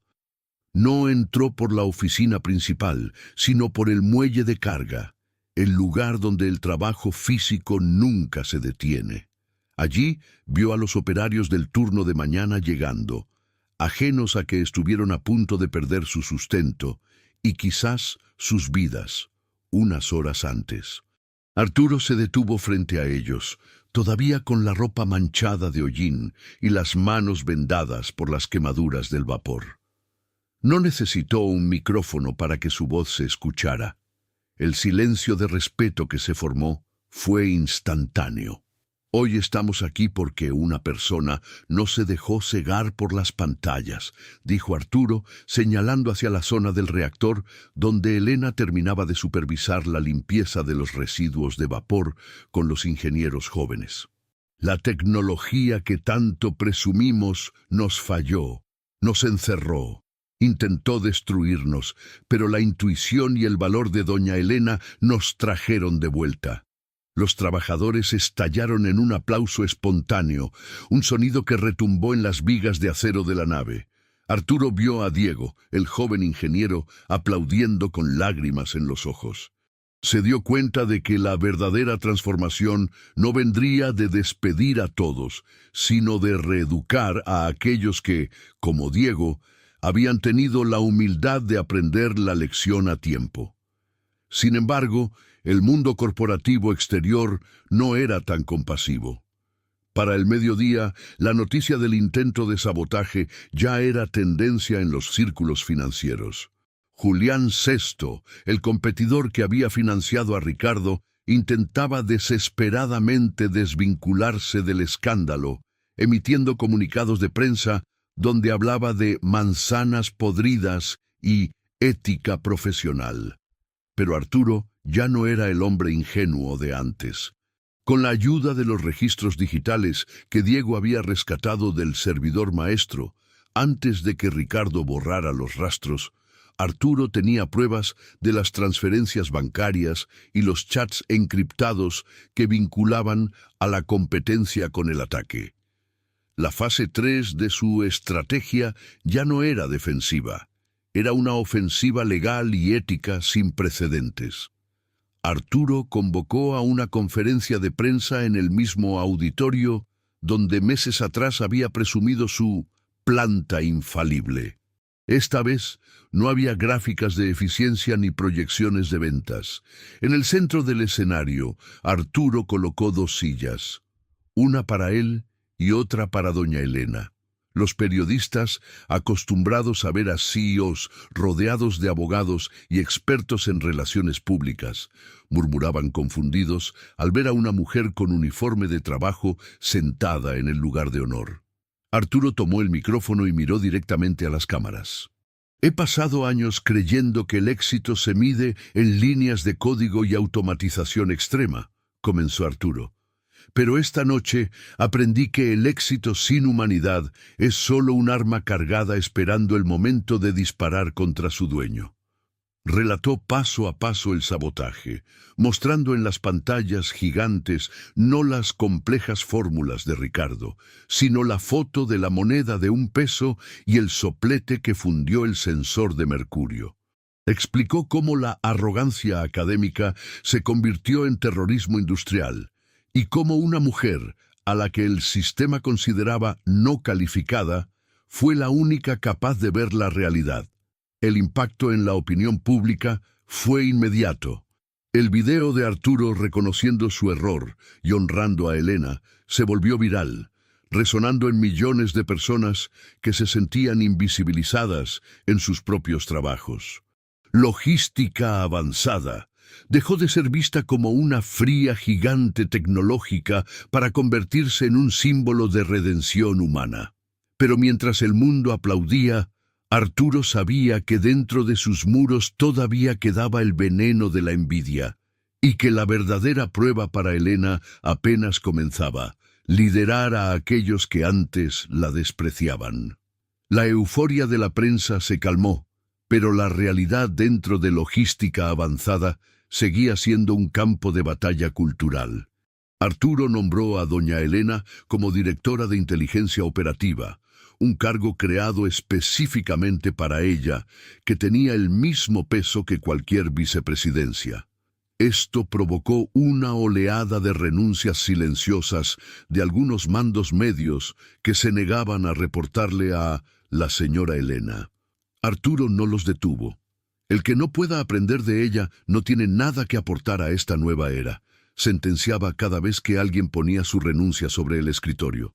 La empresa estaba pasando por una purga necesaria, una metamorfosis donde la piel vieja y escamosa de la soberbia caía para dejar paso a algo más flexible y resistente. Elena, fiel a su estilo, no se instaló en la oficina lujosa que Arturo le preparó en el último piso. Prefirió una mesa de madera sólida en medio del taller de mantenimiento, donde el ruido de las máquinas era constante. Desde aquí se escucha la verdad, decía ella cuando los consultores externos trataban de buscarla para reuniones de estrategia. Su primera medida oficial no fue comprar software nuevo, sino implementar un programa obligatorio de rotación de realidad. Cada ingeniero, sin importar su rango, debía pasar una semana al mes trabajando en el área de limpieza, mantenimiento manual o carga de camiones. La indignación inicial fue enorme, pero Arturo se mantuvo firme. Si no saben cómo se siente el peso de un paquete, no tienen derecho a diseñar la máquina que lo transporta. Diego fue el primero en completar la rotación con entusiasmo. Pasó 7 días bajo la tutela de Elena, aprendiendo a identificar el desgaste de las piezas por el tacto y el sonido. Al finalizar la semana, Diego presentó un informe que dejó a Arturo boquiabierto. No era un reporte de software, sino un plan de rediseño ergonómico que reducía el esfuerzo físico de los operarios y, por consecuencia, eliminaba el 15% de los errores de clasificación que antes se atribuían al factor humano. Diego se dio cuenta de que los operarios cometían errores, no por falta de capacidad, sino porque las máquinas diseñadas por los ingenieros anteriores eran hostiles al cuerpo humano. La sencillez de Elena estaba empezando a fertilizar la brillantez técnica de los jóvenes, creando una sinergia que ninguna otra empresa en el mundo poseía. Sin embargo, el proceso judicial contra Ricardo y Julián Sesto seguía su curso, sacando a la luz detalles cada vez más oscuros. Se descubrió que Ricardo no solo había saboteado la planta por odio a Elena, sino que llevaba años recibiendo sobornos para instalar componentes de menor calidad y ocultarlo mediante parches de software que maquillaban los datos de rendimiento. La perfección técnica de la que Arturo tanto se enorgullecía había sido en gran parte una ilusión sostenida por mentiras digitales. Elena lo había intuido desde el principio, mencionando a menudo que las máquinas se sentían cansadas antes de tiempo. Arturo sintió una punzada de culpa al darse cuenta de cuánto dinero y esfuerzo había desperdiciado por no haber escuchado a la persona más honesta de su organización. Una tarde, Elena llevó a Arturo a la parte trasera de la nave, donde se acumulaba la chatarra de las máquinas viejas. «Patrón», dijo ella, señalando una montaña de piezas oxidadas, «aquí está el alma de su empresa. Estas máquinas no tenían computadoras, pero duraron 30 años, porque las cuidábamos como si fueran familia. Sus máquinas nuevas son muy listas, pero no tienen corazón. Si quiere que esta empresa dure otros 100 años, tiene que dejar de ver a las máquinas como herramientas y empezar a verlas como compañeros de trabajo, y a la gente como el alma de ese compañero». Arturo se quedó mirando la chatarra y comprendió que el ángulo 3 de su nueva filosofía no se trataba solo de simplicidad, sino de respeto. Estaba listo para llevar esta lección al siguiente nivel, transformando logística avanzada en una escuela para el futuro de la industria, donde el título universitario fuera solo el principio y la sabiduría de la vida el grado máximo. El juicio de Ricardo se convirtió en un evento mediático sin precedentes en el sector industrial de México y toda Latinoamérica. No se trataba solo de un caso de espionaje o sabotaje común, era el juicio a una mentalidad. Los abogados de Ricardo intentaron usar una estrategia de defensa basada en el estrés laboral y la pérdida de facultades mentales por presión corporativa. Argumentaban que Arturo había humillado a un genio de la ingeniería al compararlo con una empleada doméstica, provocando un colapso emocional. Pero el fiscal, armado con los testimonios de Diego y otros ingenieros que habían visto a Elena salvar la planta, fue implacable. «El acusado no colapsó», dijo el fiscal ante el juez. «El acusado decidió que su ego valía más que la vida de sus compañeros. No estamos juzgando una enfermedad, estamos juzgando la soberbia extrema». Elena fue llamada a testificar. Entró en la sala con la misma dignidad con la que caminaba por la fábrica, vistiendo un traje sencillo pero elegante que Arturo le había insistido en comprar. Cuando el abogado de la defensa intentó menospreciarla preguntándole si podía explicar la diferencia entre un bit y un byte, Elena respondió con una calma que dejó al tribunal en silencio. «Joven, yo no sé de esas medidas de aire, pero sé que si un hombre usa lo que sabe para lastimar a otros, no importa cuántas palabras difíciles use, ese hombre está vacío. Usted mide la inteligencia por lo que uno guarda en la cabeza, pero la vida nos la mide por lo que uno hace con las manos para ayudar al prójimo». El jurado, compuesto por ciudadanos comunes que sabían lo que era trabajar duro, conectó de inmediato con ella. Ricardo fue condenado a 15 años de prisión sin posibilidad de fianza por intento de homicidio culposo y sabotaje industrial agravado. Julián Sesto, su cómplice, perdió su empresa en una demanda civil masiva y fue inhabilitado de por vida para ejercer cargos directivos. La caída de estos gigantes de barro envió una onda de choque por todo el mundo empresarial. Las juntas directivas de otras grandes corporaciones empezaron a preguntarse: ¿tenemos nosotros a nuestra doña Elena? ¿Estamos escuchando a las personas que realmente saben cómo funcionan las cosas? Arturo Valenzuela empezó a recibir invitaciones de universidades de prestigio para hablar sobre su nuevo modelo de gestión, pero él siempre ponía una condición: yo no voy solo, voy con mi directora de inteligencia operativa. Juntos, Arturo y Elena viajaron por diferentes países, contando su historia no como un cuento de hadas, sino como una advertencia necesaria. En una conferencia magistral en la UNAM, frente a miles de estudiantes de ingeniería, Arturo mostró la moneda de un peso por última vez. Muchos de ustedes saldrán de aquí creyendo que lo saben todo porque pueden programar un brazo robótico, les dijo Arturo con una voz llena de autoridad y cariño. Pero si no son capaces de saludar a la persona que limpia su oficina, si no son capaces de preguntarle al operario cómo siente la vibración de la máquina esa mañana, entonces su título es solo un pedazo de papel caro. La verdadera ingeniería es la que une la mente con el corazón y las manos. Al regresar a la planta, Elena se encontró con una sorpresa que Arturo había preparado en secreto. En la entrada de la nave principal, donde antes colgaba un cartel brillante que decía «Tecnología de punta», ahora había una placa de bronce con un relieve de una mano sosteniendo una pequeña moneda. Debajo, una frase que Elena solía decir: «La sencillez es la máxima sofisticación». Elena se conmovió hasta las lágrimas, pero su reacción fue característica de su humildad. Sacó un trapo de su bolsillo y empezó a pulir la placa. «Está un poco empañada, patrón», dijo con una sonrisa. «Si vamos a poner verdades en la pared, tienen que brillar». Arturo rió y la ayudó a limpiar, dándose cuenta de que la fase 3 había concluido con éxito. No solo habían salvado la planta, habían salvado su propia humanidad. El final de la fase 3 marcó el inicio de una era de oro para logística avanzada. La empresa no solo recuperó los contratos perdidos, sino que duplicó su valor de mercado en menos de un año. Los inversores ya no preguntaban por la velocidad de los procesadores, sino por la tasa de retención de talento y los niveles de satisfacción del personal operativo.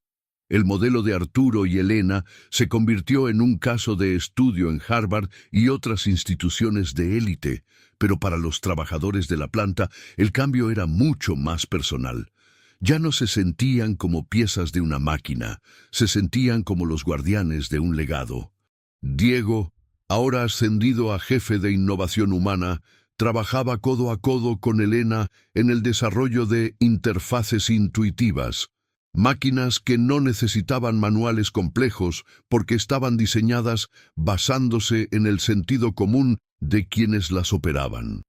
Una tarde, mientras Arturo y Elena caminaban por la planta revisando la instalación de la nueva línea de ensamblaje, esta vez diseñada completamente bajo la supervisión de Elena, Arturo se detuvo y miró a su alrededor. Vio ingenieros discutiendo ideas con personal de limpieza, vio gerentes cargando cajas para entender el flujo de trabajo y vio a Elena sonriendo mientras le explicaba a un pasante cómo detectar una fuga de aire solo por el cambio en el tono del silbido. «Elena», dijo Arturo, con una voz llena de gratitud, «¿alguna vez pensaste que terminarías dirigiendo una empresa de tecnología?» Elena miró las máquinas que ahora funcionaban con una armonía casi musical. «Patrón, yo no dirijo una empresa de tecnología. Yo cuido a un grupo de personas que usan máquinas. El secreto siempre ha sido el mismo. No es lo que haces, sino cómo tratas a lo que haces». Esa noche, Arturo se quedó solo en su oficina, mirando hacia la planta iluminada. Sacó de su cajón un pequeño marco que contenía la moneda de un peso original. Pensó en Ricardo, pudriéndose en una celda por culpa de su propio orgullo, y pensó en Elena, cuya luz había iluminado los rincones más oscuros de su alma corporativa. comprendió que el mayor error de los 20 ingenieros no fue no encontrar la moneda, sino creer que no había nada que aprender de alguien que no fuera como ellos. La fase 3 terminaba aquí, con la victoria total de la verdad sobre la apariencia, pero la historia de logística avanzada todavía tenía un capítulo final, uno que trataría sobre el legado y cómo asegurar que esta lección nunca se olvide. Elena entró en la oficina para despedirse antes de irse a casa. «Patrón, mañana hay que revisar el sistema de enfriamiento de la sección B. El agua suena un poco más ronca de lo habitual». Arturo sonrió y anotó el pendiente en su propia libreta, una de papel, igual que la de Elena. «Lo haremos a primera hora, Elena. Gracias por todo». Ella asintió y salió, dejando tras de sí un rastro de paz y orden. Arturo supo entonces que el futuro no pertenecía a los más inteligentes, ni a los más ricos, sino a los más humildes, a aquellos que, como doña Elena, sabían que para resolver los problemas más grandes del mundo, a veces solo hace falta inclinarse, observar y tener el valor de proponer la solución más sencilla. El tiempo pasó por logística avanzada, no como una carga, sino como un escultor que perfecciona su obra. Un año después del gran sabotaje, la empresa no solo era líder en eficiencia, sino que se había convertido en un santuario de la dignidad laboral. Arturo Valenzuela ya no pasaba sus días encerrado en la oficina del último piso, analizando hojas de cálculo frías. Ahora era común verlo con las mangas de la camisa enrolladas, caminando por la planta junto a doña Elena. La jerarquía piramidal y opresiva de antes había sido reemplazada por un círculo de colaboración, donde la voz de un operario tenía el mismo peso estratégico que la de un analista de datos. Elena, a pesar de su cargo de directora, nunca aceptó que le dijeran jefa. «Aquí todos somos engranajes», decía ella con su eterna sonrisa. Si un engranaje se cree más importante que el otro, la máquina se detiene. La transformación física de la planta también era evidente. Ya no era un laboratorio estéril y silencioso donde los humanos parecían intrusos. Ahora, las máquinas tenían protecciones sencillas pero brillantes, diseñadas por el equipo de innovación humana de Diego, bajo la supervisión de Elena. Habían eliminado los sensores innecesarios que solían dar falsas alarmas y los habían sustituido por indicadores mecánicos de colores que cualquiera podía entender a simple vista. Arturo se dio cuenta de que la verdadera alta tecnología es aquella que se vuelve invisible para servir al ser humano, y no aquella que lo esclaviza con su complejidad. La empresa era ahora un modelo de estudio para psicólogos industriales y sociólogos de todo el mundo, pero para Elena el mayor logro era que nadie más volviera a sentirse invisible en su lugar de trabajo. Sin embargo, el destino tenía una última lección para Arturo. Una tarde, recibió una carta desde la prisión estatal. Era de Ricardo, el exingeniero jefe, cuya soberbia lo había llevado a la ruina, pedía una audiencia con Arturo. Al principio, Arturo quiso romper la carta. El dolor de la traición todavía era una cicatriz sensible, pero Elena, al ver el sobre en el escritorio, puso su mano sobre la de Arturo. «Patrón, el rencor es como el óxido. Si no lo limpia, terminará por comerse el metal sano. Vaya a verlo. No por él, sino por usted». Arturo aceptó, dándose cuenta de que la sabiduría de Elena no solo se aplicaba a las máquinas, sino a los mecanismos más complejos del corazón humano. La visita a la prisión fue un choque de realidades. Ricardo ya no vestía trajes de marca ni presumía de sus títulos. Era un hombre quebrantado, con la mirada perdida y las manos inquietas. Al ver a Arturo, no hubo insultos ni altanería. «Solo quería saber una cosa», dijo Ricardo con voz ronca. «¿Cómo lo hizo? ¿Cómo supo ella lo de la moneda y lo del fusible? Pasé noches enteras tratando de encontrar una lógica matemática a su éxito, y no la hay». Arturo lo miró con una mezcla de lástima y claridad. No fue matemáticas, Ricardo, fue amor. Ella ama lo que hace, ama el lugar donde trabaja y respeta la materia que toca. Tú solo amabas tu reflejo en la pantalla. Ella ve lo que es, tú solo veías lo que querías que fuera. Ricardo bajó la cabeza y por primera vez una lágrima de arrepentimiento cayó sobre la mesa de metal de la prisión. El ciclo de la soberbia se había cerrado. Al regresar de la prisión, Arturo sintió una ligereza que no había experimentado en años.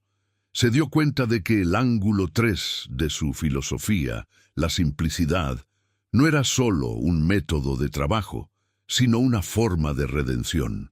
No puedes tener una empresa simple si las personas que la integran tienen corazones complicados por el ego. Al llegar a la planta, se dirigió directamente al taller de Elena. La encontró rodeada de un grupo de nuevos becarios de la universidad local. Elena no les estaba enseñando a programar, les estaba enseñando a limpiar una válvula con sus propias manos. Sientan el metal, les decía. Si está áspero, le falta cuidado. Si está suave, está feliz. Arturo se quedó observando desde la sombra, dándose cuenta de que Elena estaba creando algo mucho más grande que una línea de producción. Estaba creando una nueva generación de seres humanos. Se acercó a ella cuando los jóvenes se retiraron. Elena. He decidido abrir la Academia de Sabiduría Práctica Elena. Quiero que cada ingeniero que se gradúe en este país pase por aquí antes de recibir su título.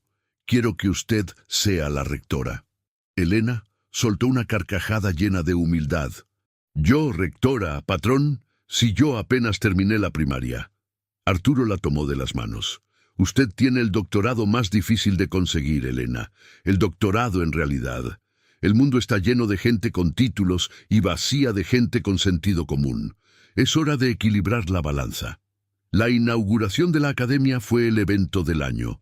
Ministros de educación, directores de tecnología y obreros de todas las industrias se reunieron en logística avanzada. Arturo no dio el discurso principal. Se limitó a presentar a la mujer que le había devuelto la vista. Elena subió al estrado con su uniforme de trabajo, el mismo que usaba cuando era invisible. Miró a la multitud y en lugar de un discurso preparado, sacó de su bolsillo la famosa moneda de $1, ahora enmarcada en un pequeño cristal. «Esta moneda no es dinero», dijo Elena, su voz resonando con una autoridad natural. «Es un recordatorio. Nos recuerda que lo que despreciamos por pequeño puede ser lo que nos detenga, y nos recuerda que la persona que limpia el piso sabe cosas que el que está sentado en el trono nunca imaginará». La audiencia se quedó en un silencio sepulcral. Elena continuó. «Estudien mucho, jóvenes. La ciencia es hermosa, pero nunca dejen que el libro les tape la vista del mundo. Nunca permitan que un título les haga creer que son mejores que el hombre que recoge su basura o la mujer que sirve su café. Porque el día que pierdan el respeto por lo sencillo, ese día empezarán a fracasar, aunque sus cuentas de banco digan lo contrario». El aplauso duró más de 10 minutos. Ese día nació un nuevo estándar industrial. Las empresas empezaron a valorar la inteligencia de campo y a integrar a su personal de base en las decisiones de alto nivel. El experimento de Arturo y Elena había triunfado sobre la teoría de los 20 ingenieros, demostrando que la verdadera innovación nace de la humildad. Con la academia funcionando y la empresa en su punto máximo de éxito, Elena decidió que era momento de dar un paso al costado. No por cansancio, sino porque su misión principal estaba cumplida. Ya no era necesaria para que el sistema fuera humano. El sistema ya era humano por sí mismo. «Patrón», le dijo a Arturo una tarde frente al reactor que alguna vez salvaron juntos, «es hora de que regrese a mi pueblo. Extraño el olor de la tierra mojada y el silencio que no es de máquinas». Arturo sintió una punzada de tristeza, pero sabía que no podía retenerla. Elena no pertenecía a una oficina, pertenecía a la libertad que da el deber cumplido. La despedida de Elena fue el día más emotivo que Logística Avanzada jamás vivió. No hubo regalos caros, porque ella no los habría aceptado. En su lugar, cada uno de los 500 empleados, desde Arturo hasta el último aprendiz, le entregó una pequeña nota escrita a mano, agradeciéndole por haberlos visto cuando nadie más lo hacía. Diego, el ingeniero que ella misma formó, le entregó un pequeño broche de plata en forma de moneda de 1 peso. Para que nunca olvide que usted fue el engranaje que nos hizo funcionar a todos, dijo Diego, dándole un abrazo que simbolizaba la unión definitiva entre la técnica y la intuición. Elena se marchó en un coche sencillo, llevando consigo solo sus recuerdos y su libreta de apuntes. Arturo la vio alejarse desde la misma ventana, donde antes solo veía números y ahora veía personas. Se dio cuenta de que el mayor regalo de Elena no fue arreglar la máquina, sino arreglarlo a él. Había pasado de ser un jefe temido a ser un líder respetado, de ser un hombre rico a ser un hombre con propósito. La empresa continuó prosperando, pero ahora bajo una regla inquebrantable. En caso de duda, busca la solución más sencilla y pregunta a quien esté más cerca del problema. La historia de los 20 ingenieros y la mujer de la limpieza se convirtió en una leyenda urbana en el sector industrial, pero para quienes la vivieron fue una verdad transformadora. Arturo instituyó el Día de la Simplicidad cada año, donde se premiaba no al invento más complejo, sino a la idea más sencilla que hubiera mejorado la vida de los trabajadores. La moneda original permaneció en la entrada, no como un trofeo de guerra, sino como un faro de humildad. El legado de Elena no estaba en los edificios ni en las máquinas, sino en la mirada de cada ingeniero que antes de tocar un teclado se detenía a escuchar el latido del acero y a saludar con respeto a quien mantenía el suelo limpio. Llegamos al final de este relato, pero la historia de doña Elena y Arturo Valenzuela vive en cada uno de nosotros cuando decidimos valorar la esencia sobre la apariencia. Esta no es solo una historia sobre máquinas y empresas, es una lección sobre la ceguera que produce el ego y la claridad que otorga la humildad. En un mundo que nos empuja constantemente a buscar lo más complejo, lo más caro y lo más sofisticado, a veces la respuesta a nuestros problemas más grandes está justo debajo de nuestros pies, esperando a ser vista por alguien que tenga la sencillez suficiente para reconocerla. Los 20 ingenieros fallaron no por falta de conocimiento, sino por falta de visión humana. Ellos veían problemas técnicos. Elena veía una máquina sufriendo. Ellos buscaban culpables en el código. Ella buscaba soluciones en la realidad. Si esta historia te ha resonado, si te ha hecho pensar en alguien en tu trabajo o en tu vida que ha sido subestimado a pesar de su gran sabiduría, te invito a que compartas este video. Ayúdanos a difundir este mensaje de respeto y valoración humana. A veces, un simple gracias o una pregunta honesta a la persona que consideramos menos calificada puede ser la llave que abra la puerta a una solución que no habíamos imaginado. No permitas que tus títulos o tus éxitos te alejen de la tierra que pisas.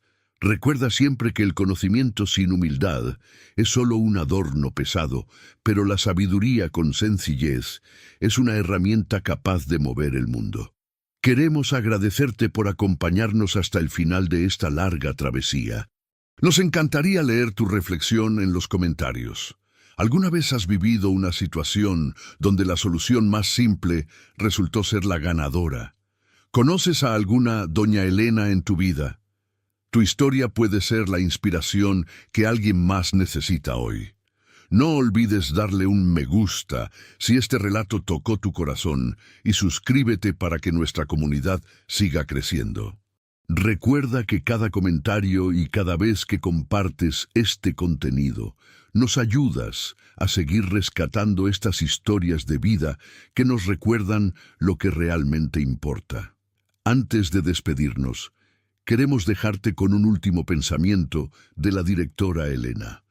No busques el éxito en las alturas si no has aprendido a cuidar las raíces. Que hoy puedas caminar con los ojos bien abiertos, escuchando no solo lo que gritan las pantallas, sino lo que susurra la realidad a tu alrededor.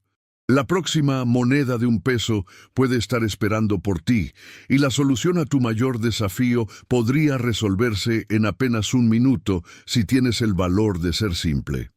Muchas gracias por estar aquí, desde cualquier ciudad o país donde nos escuches. Nos vemos en la próxima historia, aquí, donde las lecciones de vida cobran sentido.